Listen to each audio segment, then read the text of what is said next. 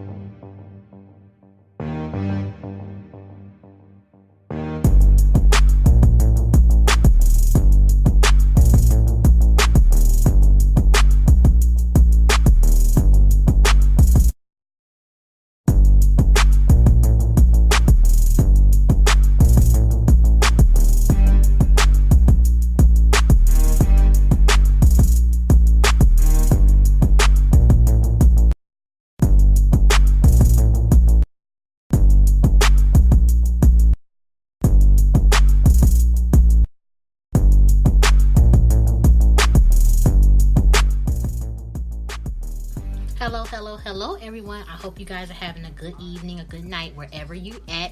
We are live here with Kasha Diaz. I hope I said that right, because your name is Bomb. Yeah, Kasha, you know, Cash. There we go. Kasha, yes. This is about to be a LITuation, like I've been sharing in this promotion, because this is about to be, I had to put explicit on this one. This is about to be a good one. How you doing? I'm doing good. Just living, surviving. Trying to figure out this book more, because y'all is weird. Yeah, we're going to get into all of that. Seriously. Okay, so we're going to start off slow. Then we're going to get into everything. What made you want to be a writer? I always could write. I don't know. I could rap since I was a little girl. Like, I couldn't really rap. Like, my delivery wasn't all that. But I could always just write. Like, I could have just write the rap. So, I was one, like, I got, like, kind of popular, like, from rapping. And then I just started doing, like, parties and everything. So it kind of just morphed into me, like, always writing poems, always writing raps, always writing. And then I'm an avid reader, too. So I started reading all these raw-ass books. Like, it was, like, made me want to write. So I just started writing. Like, let me try. See what happens. Okay, now we're going to get into the first book you ever wrote. Yes, she was my best friend. It was part of a series from Brand Bullies. When I signed my deal with Robin and they that was one of the things that she asked us to do. She was like, all right, so we'll see if you can write it. She gave us, like, you know, the formula, and we just wrote to it. We all had, like, our own versions of, you know, best friends. Mine was kind of ratchet. My people kind of, I'm not going to say it. I'm not going to give it out. Well, I love the book. As soon as yours dropped, I read half of them, but when I seen yours drop, I was like, ooh, I gotta read hers. And it was really good. When she you know, a little hush hush, we gonna keep it that way. But it's really good. It is really good. My favorite by her, I hope you guys know what I'm about to say, bald-headed whole shit. Yes. Bald-headed whole shit. Oh, yes. yeah. That was like a collective of stories, like Script Club Chronicles. There was like so many different characters in the book. I just wanted it to be crazy, like different, like just different stories, not all the same thing. It gets boring sometimes because my readers aren't readers. I didn't come in the game with readers. I came in, I built my readers. Like, the people that just support me, they just follow me. So, they gonna read it because it's mine. So, I don't want to have, like, these big books, like, and then they get bored reading it. So, right. I started, I just put that bald-headed whole shit, and put whole bald-headed whole shit in it, and, like, 3 different stories. What's your favorite? Oh, my God, I loved all of them. I didn't have a favorite. That's the thing, because I'm an avid reader myself. Right. So when I was reading them, I was like, this is different. I didn't even have a favorite. All of them were my favorite. Because, like, you can connect with each one of them. I don't care what y'all say. You can connect with each story if you've never been through it or anything like that, because the way she wrote it. That's just how it goes. You did a hell of a job on that story. Thank you. I got into it with Q Mill behind that whole bald-headed hole. Thing. We were trying to smash the title and everything, but I guess we ain't gonna be dancing on here today. I just I'm gonna let him live. Yeah, I had seen it. I was like, you know what? I've been in this little industry to know little things like that, and I'm like, they see one thing and want to run it. The thing about it is I'm so new. See, I'm new, and I don't really respect, like, okay, when I came in, the book girl, I paid attention. Everybody remixed everybody's titles. Everybody cool with it. Everybody remixed the covers. Everybody cool with it. But my shit, like, my books, it comes from something. It came from, if it ain't happened to me, it happened to somebody around me. So it's very personal. So I refuse with somebody releasing anything I got going on, because that's really something I've really done experience before. So I don't look at it just stories. Like, I put it under fiction, but majority of the shit is mixed up shit in my head that I've been around. Yep. So I don't really respect, like, a lot of shit. So I got into it with a lot of pump heads with a lot of people. I'm cool, but I just cool, so I ain't cool no more. I definitely respect that, because I am the same way with my stories, especially my titles. Like, I know, I'm like, I didn't read so many books, and I know titles can be, you know, like you just said, remixed. But, like, when I come up with something, I know that I really came up with something original. And I like you said, I don't like when somebody want to bite that. Like, you can, like, come to, like, honestly, you can come to me and be like, Shy, I really like that title. Is there any, I've been like, yeah, because you respected my stuff. Don't just go ahead and run with the cover or the title or a character. Like, hold on now. Wait. That's not how we do this. Okay? That's definitely not how we do this. Now, we're going to go into the, how do you really feel about this urban book industry? Because it's a lot. Oh, God. To be honest with you, I'm still learning it. Robin, shout out to my brother. She teaching me the game, really, but I'm really like I ain't gonna say a hood rat, but I grew up in the hood, so I look at everything as a hustle.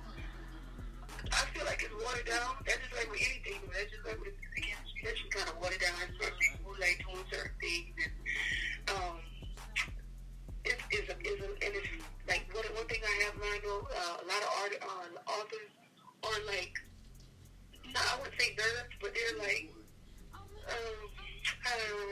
introverts, I should say. Like, they don't really, you know, they're not really people.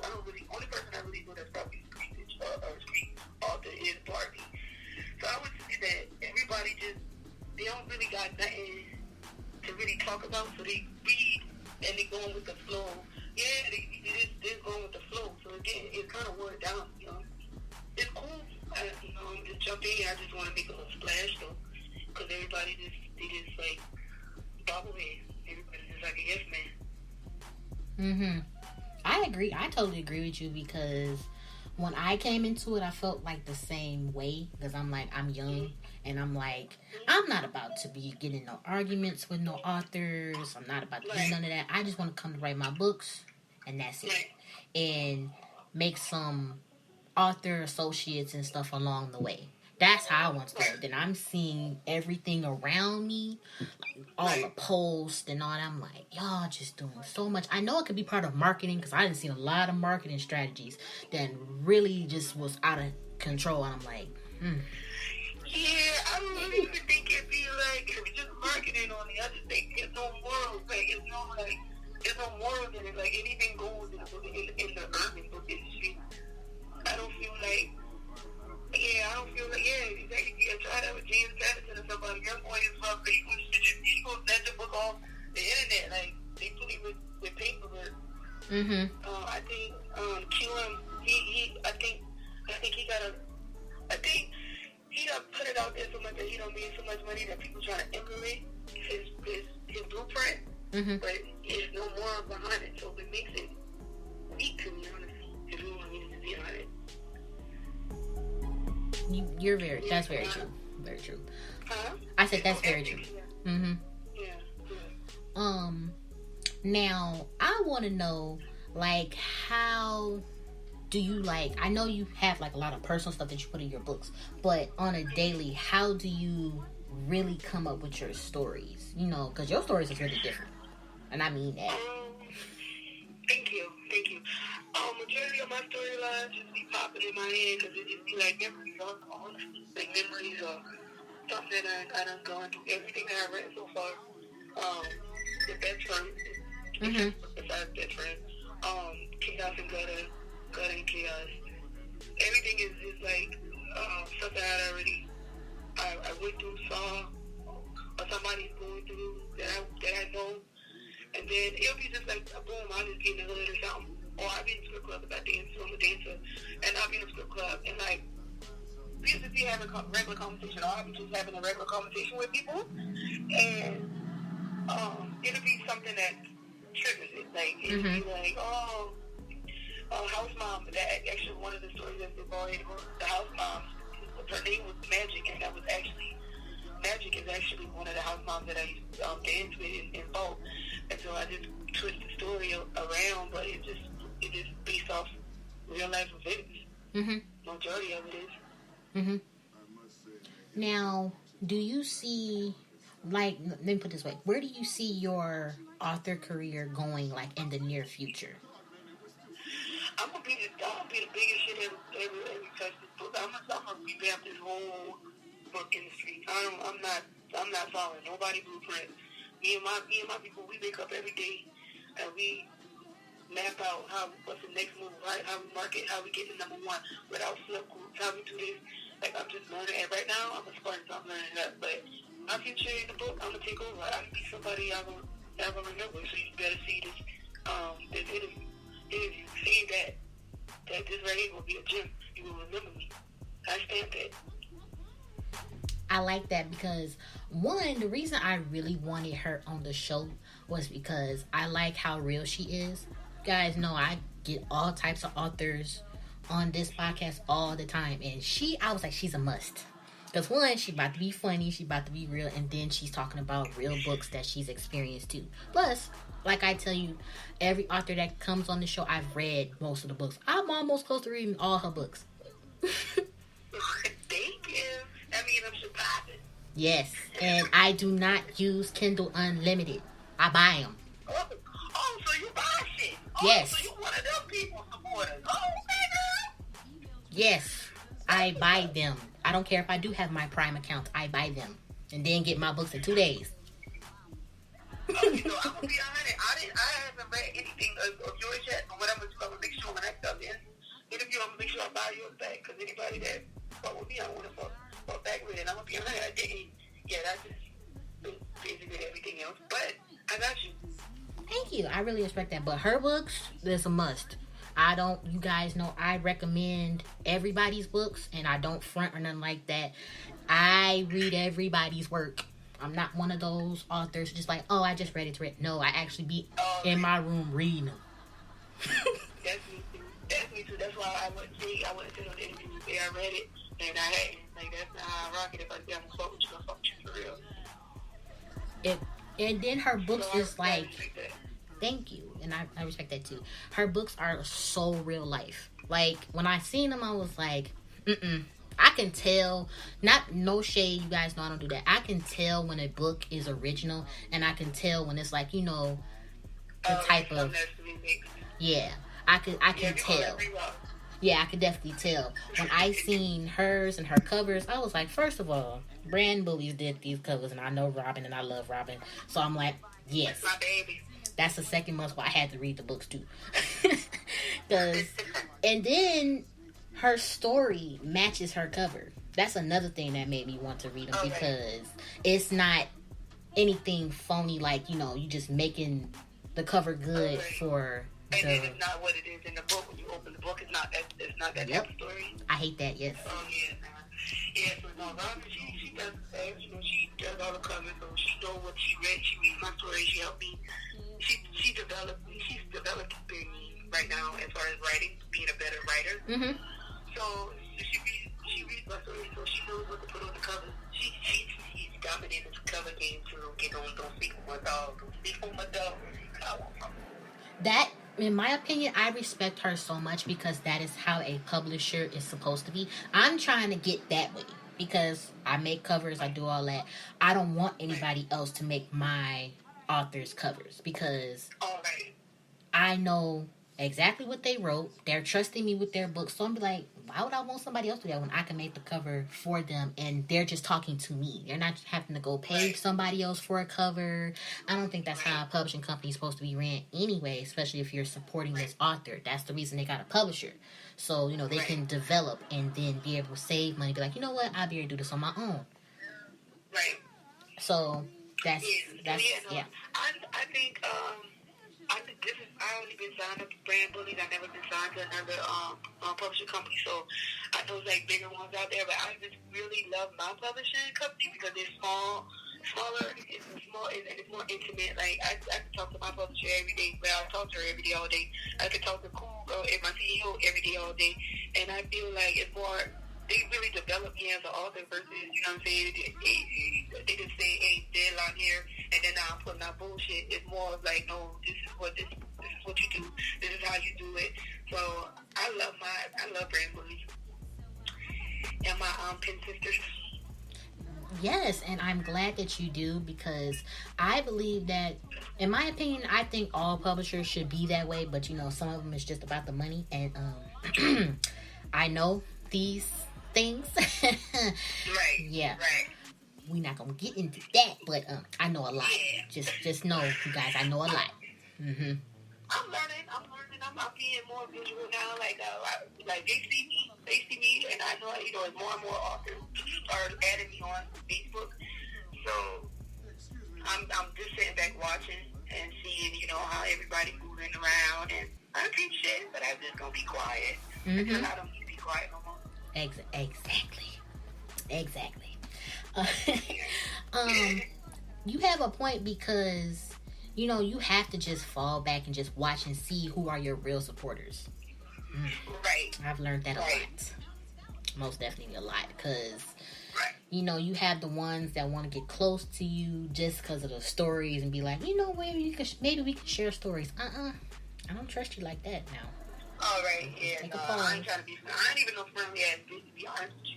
Like, I'm not really friendly already, but as far as a supporter, I'm definitely one of those who rock with me. I definitely rock with them. That's why, like, when I saw you reach out to me, I was like, dang, look, I must be making a little, you know, making a little wave. So you be getting an interview. Because I'm like, you know what, let me get her on the show so she can speak her mind. That's what the show is about, telling everything. Now, do you see yourself dipping into any other genres, or are you just going to stay strictly with what you're writing now? Well, Mom, I'm considered streetlit or urban, so I think I'm gonna still be somewhere in that urban, but to be honest with you, black girls are supposed to write paranormal too. Black girls are supposed to be able to write whatever else. I think whatever comes to me, I think I'm gonna just nail it. I'm just kidding. I want to picture out though, because I want to write movie scripts, and I can't stick in one section if I want to do that. I knew I liked her. See, every author I ask this question, they give me what I like to hear. And plus, as a reader, too, I want to see us write in other genres. So I ain't scared. Yes. And I think only thing you can only learn. So you use everything as a stepping stone. And maybe I might be better writing mystery. I don't know, but I'm going to try it. I'll try it. And I know it will be dope because how you're writing your stories now, you add that element to it, you're going to get a whole new crowd of readers. That's the goal. That's the goal. So, I'm excited. Let me see what's going on. I got this Soul book that's dropping in the middle of October. It's coming. And Soul is very different. It's not even like it's about street stuff, but it's just like touching on like I don't want to give too much away, but oh no, boo, you don't have to. Prostitution, like, you know, and the reason why females, and some girls, you know what I'm saying, with their mental at to be able to do that, you have to have a switch that you turn off to be that cool to do some of the shit that some of these girls do.